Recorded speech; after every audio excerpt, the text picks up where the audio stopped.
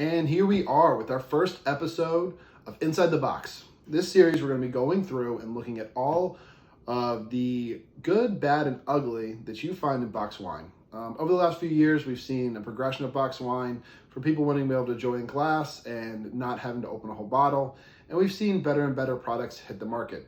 So what we're going to do is we're going to taste through a lot of them, see which ones are worth it and which ones we can keep in the category of bad box wine. Now, I think we'd be remiss if we didn't start with Franzia. Whether it's good or bad, we have to know that they're pioneers. They pushed box wine before anyone else, and they've been the biggest seller for years and years and years. A lot of us associate this with cheap wine in college, and, you know, I've slept a bag a time or two, and I hope you have.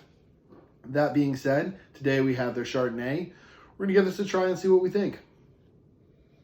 So on the nose, not much going on. Nothing really jumps out of the glass. Not a lot of flavors, not a lot of aromatic. So let's see if it tastes any better.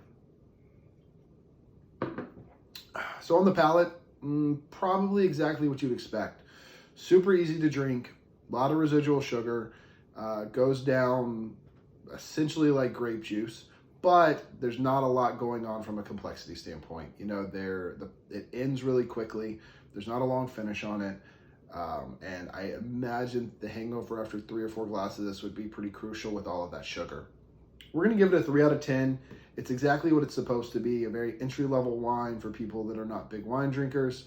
This would be very easy to drink, probably something that would go really well in a sangria or something like that, but it's going to be pretty hard to palate on its own just because there's so much sugar there and there's not a lot going on. Pick one up. Let me know what you think. Cheers, everybody.